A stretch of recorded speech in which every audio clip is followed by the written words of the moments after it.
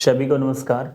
आज के वीडियो में हम चर्चा करेंगे, जैसा कि इससे पहले के वीडियो में हम प्लांट टैक्सोनॉमी है और माइक्रोबायोलॉजी के कुछ टॉपिक हमने किए थे, जिसमें आज के हम सेशन में हम प्लांट टैक्सोनॉमी में, इससे पहले हमने कवक के बारे में, फंजाई है उसको देखा था, और इसके बाद लाइकेन को भी देखा था जो माइक्रोबायोलॉजी का टॉपिक था। इसके बाद हम आज शैवाल पर चर्चा करेंगे। इसके बाद ब्रायोफाइट है, टेरिडोफाइट है, जिम्नोस्पर्म, उन पर भी चर्चा करेंगे। तो आज का हमारा सेशन है शैवाल। टॉपिक बहुत महत्वपूर्ण है सेकंड ग्रेड साइंस की दृष्टि से, क्योंकि बायो में थोड़ी समस्या है कि नोट्स वगैरह अवेलेबल नहीं हो रहे हैं, बहुत से विद्यार्थियों को परेशानी आ रही है। तो उसी को मद्देनजर हमने निर्णय लिया है कि बायो जितनी हो सकती है उसको हम यूट्यूब पर डालेंगे। इसकी पीडीएफ हमने आपको बताया था कि जिन साथियों ने ग्रेड सेकंड साइंस का टेस्ट सीरीज का जो कोर्स परचेज कर रखा है उनके लिए वो अवेलेबल है, बाकी साथी यहाँ से चेक देख सकते हैं। तो हम शुरुआत देखें कि सबसे पहले जैसे कवक पढ़ा था उसी तरीके से कुछ महत्वपूर्ण बिंदु है, और ये शायद मुझे ऐसा लग रहा है कि आप सवाल को इतने अच्छे तरीके से आप यदि कर लेते, इतने सवाल आपके कंप्लीट हैं, जैसे हम सवाल कवक का जैसे वीडियो डाला तो उसी तरीके से कि आप इतना कंप्लीट पढ़ लेते हैं, तो मैं दावे के साथ कह सकता हूं आपकी ग्रेड फर्स्ट हो, चाहे ग्रेड सेकंड हो, संस्कृत डिपार्टमेंट हो, चाहे आपका कोई भी पेपर हो रिलेटेड बायो से, चाहे लैब असिस्टेंट हो, उन सब के लिए बहुत ही महत्वपूर्ण है। सवाल में हमने कंप्लीट चीजें, चाहे एलन की सीट हो, राजस्थान बोर्ड हो, एनसीईआरटी हो, सबका सार संग्रह हमने यहाँ आपके सामने परोसने का प्रयास किया है। हम सवाल के बारे में देखें तो सवाल आपको पता होगा कि ऐसे जीव कह सकते हैं कि जिनके अंदर प्रकाश संश्लेषण होता है, उनके अंदर क्या पाया जाता है, क्लोरोफिल पाया जाता है। और इसमें आधार पर वर्गीकरण भी है। इनमें जो क्लोरोफिल किस प्रकार के पाए जाते हैं, जो वर्णक है, पिगमेंट के आधार पर इनका जो क्लासिफिकेशन है, क्लोरोफाइसी है, फियोफाइसी है, रोडोफाइसी है, जेंथोफाइसी है, ये और साइनोफाइसी है। तो इन सब का हम अध्ययन करेंगे कि इनमें कौन कौन से पिगमेंट पाए जाते हैं, इनका संचित भोजन क्या होता है, इनमें सेक्सुअल रिप्रोडक्शन किस प्रकार का पाया जाता है, इनके एग्जाम्पल क्या है और इनका आर्थिक महत्व क्या है। इनसे ज्यादातर जो प्रश्न बनता है वो आर्थिक महत्व से रिलेटेड बन सकता है। इनमें सेक्सुअल रिप्रोडक्शन पाया जाता है या नहीं पाया जाता, पिगमेंट किस प्रकार के पाए जाते हैं, इनका संचित जो भोजन है वो भी स्पेसिफिकली, हालांकि हम सवाल की हम बात करें हम सब कहते हैं स्टार्च है, लेकिन स्टार्च भी जैसे साइनोफाइसी या मिक्सोफाइसी, उसके अंदर साइनोफाइसियन स्टार्च पाया जाता है। क्लोरिडियन स्टार्च रेड एल्गी के अंदर पाया जाता है। इसके अलावा रेड एल्गी में सेक्सुअल रिप्रोडक्शन किस प्रकार का होता है, या रेड एल्गी के एग्जाम्पल क्या है, इनके इकोनॉमिक इंपोर्टेंट क्या है, इस टाइप के प्रश्न यहाँ से पूछे जाते हैं। तो हम चर्चा करते हैं, शुरुआत शुरू करते हैं। पहला प्रश्न है कि सवाल शब्द लीनियस ने दिया, इंपोर्टेंट है, और इसका अध्ययन फाइकोलॉजी कहलाता है। जैसा हमने पहले देखा था कि इनका जो अध्ययन है माइकोलॉजी, वो हमने कवक में देखा था, और साइकोलॉजी क्या है, यहाँ अध्ययन कहलाता है। इसके अलावा फादर ऑफ फाइकोलॉजी है फ्रिस्ट, फादर ऑफ फाइकोलॉजी है। इसी तरह इंडियन का हम बात करें तो एमओपी आयंगर है, आयंकर एमओपी आयंकर इसके फादर ऑफ फाइकोलॉजी है, इंडियन फाइकोलॉजी। शैवाल लवणीय और स्वच्छ जल दोनों में पाए जाते हैं। कोशिका भित्ति सेलुलोज पैक्टिन की बनी होती है। इसके अलावा ग्लैक्टोन्स, मैनेज, खनिज लवण, कैल्शियम कार्बोनेट और उपस्थित होते हैं। ये चीज आपको ध्यान में रखनी है कि आपको केवल ये ध्यान रखना कि सेलुलोज की ही बनी होती है। सेलुलोज के साथ साथ हम बात करें तो क्या क्या पाया जाता है इसके अंतर्गत, ग्लैक्टोन्स है, मेनिन्स है, खनिज लवण है, कैल्शियम कार्बोनेट आदि भी सेलुलोज और पैक्टिन के साथ पाए जाते हैं। शैवालों में chlorophyll A, chlorophyll B, chlorophyll D, E, carotene और जेंथोफिल भी पाए जाते हैं। आगे हम इनमें इनकी जो क्लास है उनमें किस किस प्रकार के पाए जाते हैं वो आगे हम चर्चा करेंगे। इनका संचित भोज्य पदार्थ मुख्य रूप से क्या होता है, स्टार्च होता है। शैवालों में लवक में पायरेनोइड्स पाए जाते हैं, बहुत इंपॉर्टेंट है। ग्रेड फर्स्ट 2013 में या एसीएफ में एक ऐसा प्रश्न पूछा था, पायरेनोइड होते हैं। पायरेनोइड होते हैं क्या, प्रोटीन जिनके केंद्र में होगा और चारों तरफ से क्या होगा, वो स्टार्च से घिरे होंगे, वह संरचना क्या कहलाती है, पायरेनोइड्स कहलाती है। केंद्र में प्रोटीन होगी, चारों तरफ से क्या होगा, स्टार्च होगा। जेंथोफाइसी में पायरेनोइड्स एब्सेंट होते हैं। क्लोरोफाइसी, फियोफाइसी, जेंथोफाइसी, रोडोफाइसी, साइनोफाइसी, ये 5 क्लासेस मुख्य रूप से, जिनमें जेंथोफाइसी में क्या है, पायरेनोइड नहीं पाए जाते। आगे हम देखें शैवालों में विभिन्न प्रकार के chlorophyll A B C D, carotene, alpha beta gamma, xanthophyll पाए जाते हैं। शैवालों में कायिक जनन, अलैंगिक जनन, लैंगिक जनन पाया जाता है। शैवाल में नर जन्नांग को कूधनी या इसको एंथ्रीडियम बोलते हैं, मादा जन्नांग को अंडधनी या उगोनियम बोलते हैं। इसी तरह से हरी शैवाल के जन्नांग बहुकोशिकीय व जैकेट युक्त होते हैं, बहुकोशिकीय अंग और जैकेट युक्त होंगे।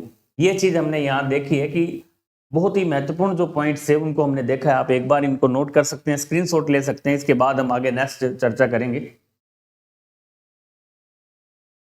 आगे हम नोट, कारा के जननांग को ग्लोब्यूल कहते हैं और मादा जननांग को न्यूक्यूल। वैसे हम कॉमनली हम चर्चा कर रहे थे कि इनके नर जननांग एंथ्रीडियम और उगोनियम कहलाते हैं, लेकिन कारा के लिए अलग है। कारा के नर जननांग को ग्लोब्यूल और मादा जननांग को न्यूक्यूल कहते हैं। ये संरचना आपको ध्यान में रखनी है। शैवाल मुख्य रूप से क्या होते हैं? एगुनित होते हैं, हैप्लॉइड होते हैं।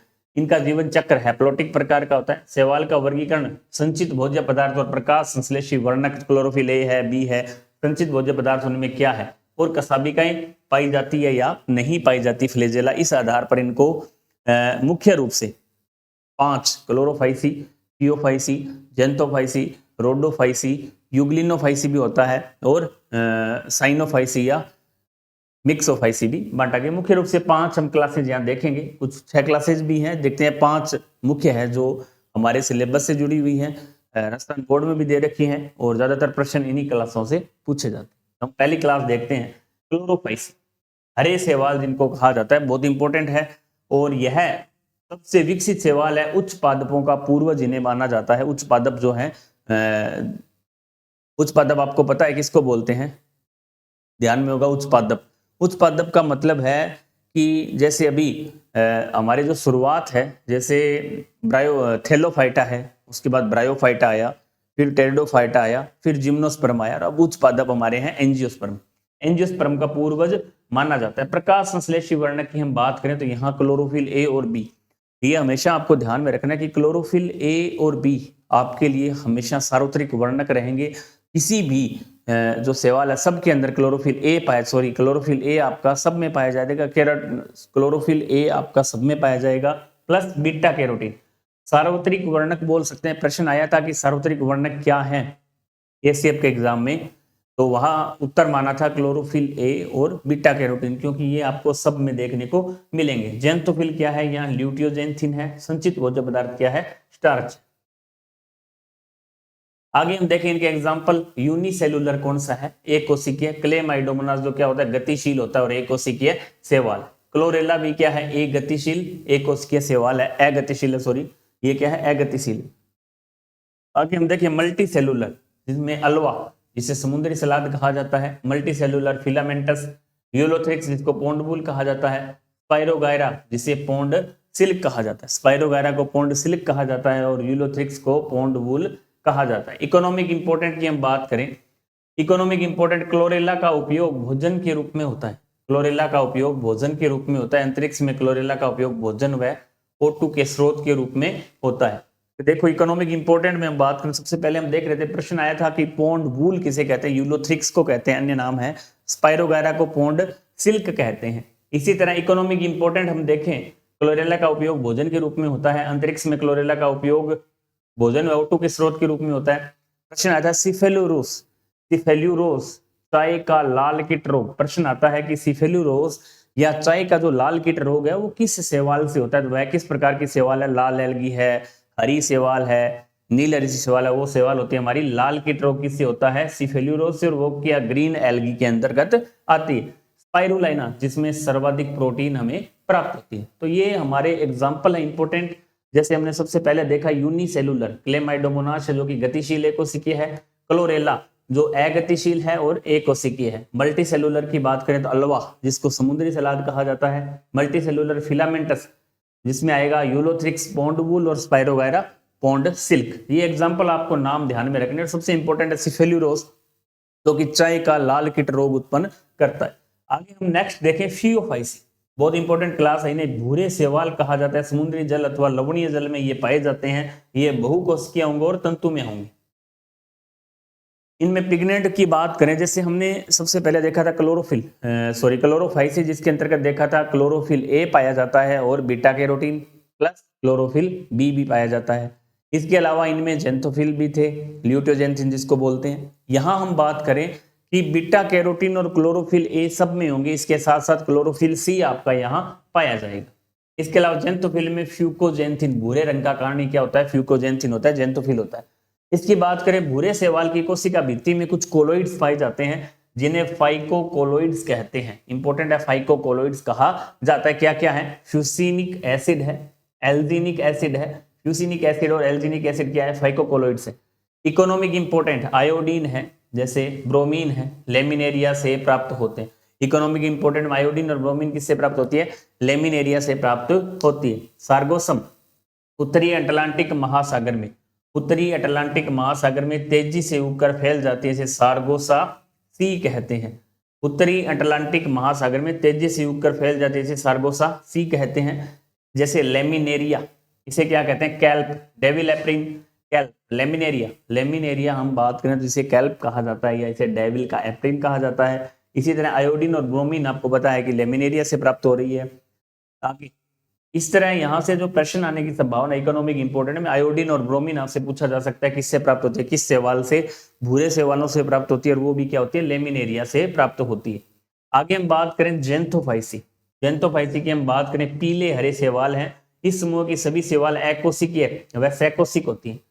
एग्जाम्पल की बात करें, इनमें पाया जाता है वर्णक क्लोरोफिल ए सब में होगा, बीटा कैरोटीन सब में होगा, ए के साथ क्या होगा? ई क्लोरोफिल के अंतर्गत पाया जाता है, बीटा कैरोटीन इनके अंदर होगा। जेंथोफिल की बात करें तो नहीं है कोई नाम विशेष सोर्स से। स्टोरेज फूड इंपॉर्टेंट है, ल्यूकोसीन और ऑयल बहुत इंपॉर्टेंट है। ल्यूकोसीन और ऑयल का पाया जाना किसकी विशेषता है? थोड़ा सा ये किससे अलग है?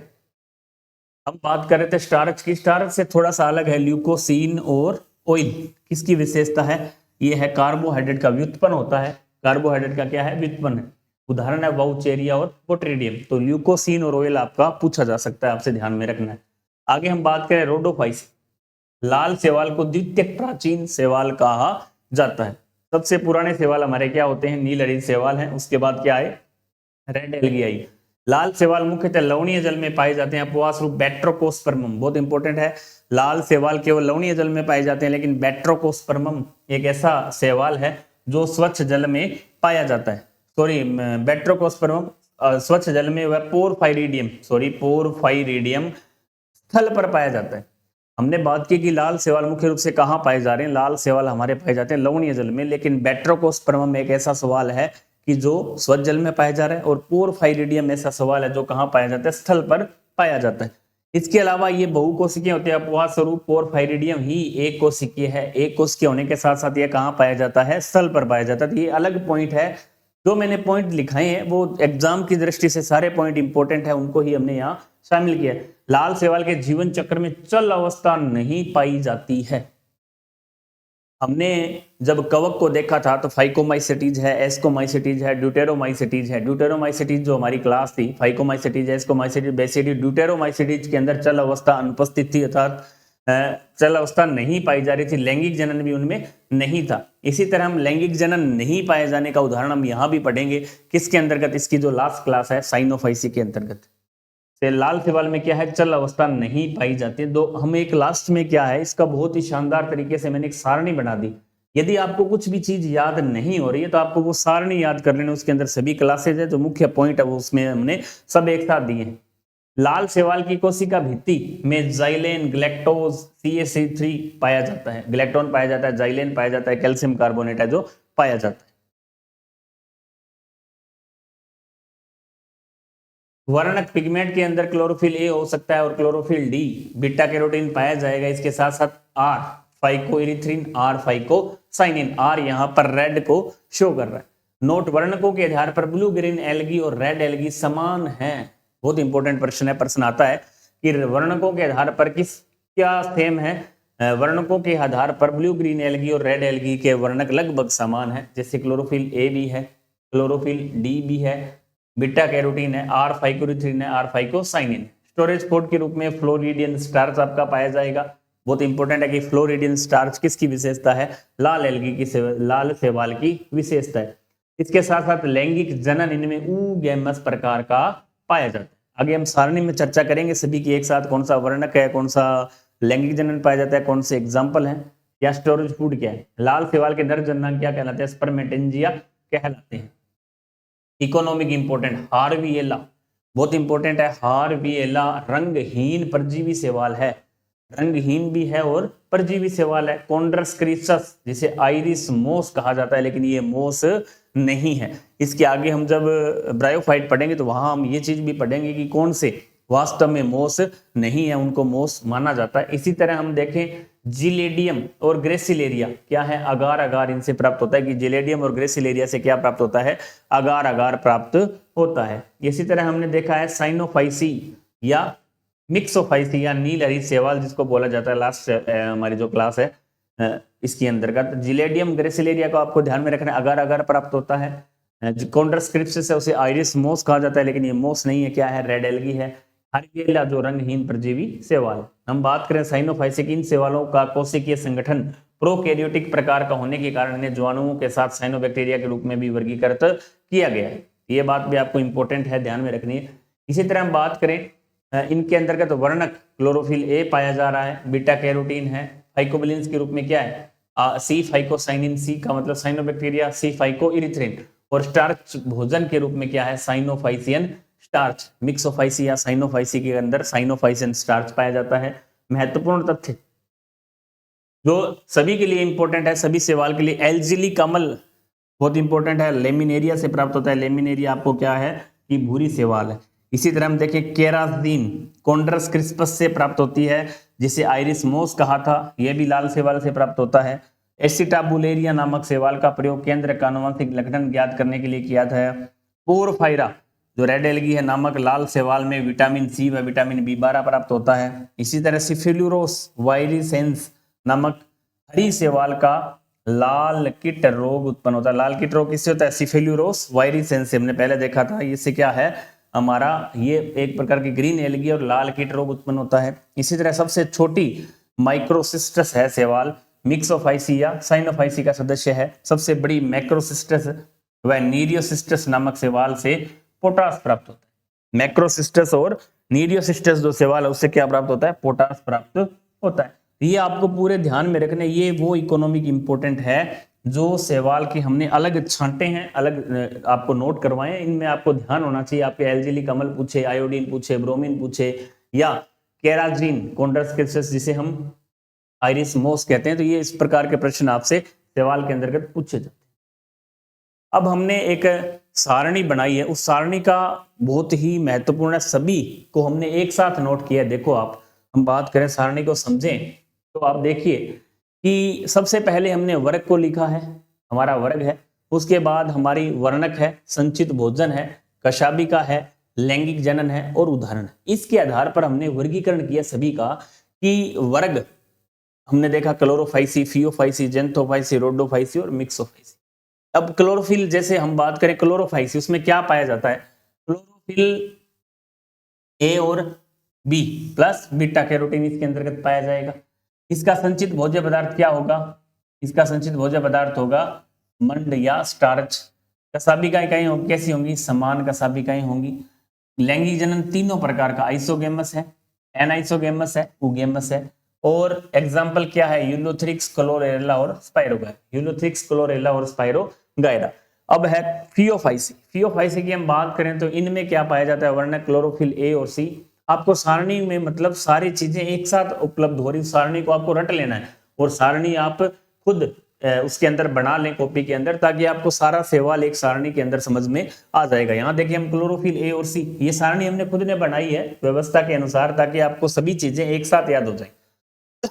क्लोरोफिल ए और सी है और बीटा कैरोटीन है। फ्यूकोजेंथिन भी पाया जाता है इनके अंतर्गत। मैनिटोल और लेमिनेरिया इनमें क्या है, संचित भोजन है। बहुत इंपॉर्टेंट है कि संचित भोजन मैनिटोल और लेमिनेरिया है। इसके अंतर्गत फियोफाइसी में दो पार्श्व कसाबिकाएं पाई जाती है, आइसोगेमस, एनाइसोगेमस, उगेमस प्रकार का होता है। उदाहरण की बात करें तो लेमिनेरिया है, सार्गोसम है और फ्यूकस है। इसी तरह हम देखें जेंथोफाइसी, पीले हरे शैवाल जिनमें क्लोरोफिल ए और ई पाया जाता है। बीटा कैरोटीन होगा तेल, इनमें संचित भोज्य पदार्थ है, असमान कसाबिकाएं पाई जाती हैं और आइसोगेमस। आगे हम देखें रोडोफाइसी। रोडोफाइसी के अंतर्गत क्या है, क्लोरोफिल ए और डी है, बीटा कैरोटीन है, R phycoerythrin, R phycocyanin. Floridean starch इनमें क्या है, संचित भोज्य पदार्थ है। तल संरचना इनमें उपस्थित होती है। उगेमस प्रकार का जनन पाया जाता है। पॉलीसाइफोनिया, ग्रेसिलेरिया, जेलेडियम पॉलीसाइफोनिया है, ग्रेसिलेरिया है, जिलेडियम है। पॉलीसाइफोनिया, ग्रेसिलेरिया और जिलेडियम इनके एग्जाम्पल। इसी तरह हम देखें मिक्सोफाइसी बोलो, साइनोफाइसी बोलो, पीले हरे सेवाल बोलो, क्लोरोफिल ए है, बीटा कैरोटीन है, फाइकोसाइनिन, फाइकोइरिथ्रिन, इनमें साइनोफाइसिन स्टार्च पाया जाता है। चल संरचनाएं क्या होती है? अनुपस्थित होती है। चल संरचनाएं रेड एलगी और मिक्सोफाइसी या साइनोफाइसी दोनों में अनुपस्थित होती हैं। और लैंगिक जनन किसमें अनुपस्थित होता है? केवल और केवल साइनोफाइसी के अंदर या मिक्सोफाइसी के अंदर। वहां हमारा था ड्यूटेरोमाइसिटीज के अंदर, कवक के अंदर। चल संरचना का अनुपस्थित होना रोडोफाइसी और मिक्सोफाइसी की विशेषता है, और लैंगिक जनन का अनुपस्थित होना केवल किसकी विशेषता है? मिक्सोफाइसी की विशेषता है। इसके एग्जाम्पल है एना, बिना, नॉन स्टॉप। हमने जो इतनी देर रामायण पढ़ी उसका सार संग्रह हमने केवल एक के अंदर, जैसे हमारी पहली क्लास थी क्लोरोफाइसी, दूसरी क्लास है फियोफाइसी, जेंथोफाइसी, रोडोफाइसी और मिक्सोफाइसी। ये हमारी 5 क्लासें हैं। वर्णक कौन कौन से पाए जाते हैं, संचित भोजन क्या है, कसाबिकाई क्या है, लैंगिक जनन क्या है, उदाहरण क्या है, ये हमने सब उस पीडीएफ में भी अवेलेबल करवा रखा है। जो सेकंड ग्रेड साइंस की टेस्ट सीरीज के सदस्य हैं वो उसके अंतर्गत आप उसका लाभ ले सकते हैं। बाकी आप यहाँ से भी इसको समझ सकते हैं। तो नेक्स्ट क्लास के अंतर्गत हम ब्रायोफाइट का अध्ययन करेंगे। ब्रायोफाइट्स किस प्रकार से तैयार करने हैं, ये हमारा सार संग्रह का टॉपिक चल रहा है।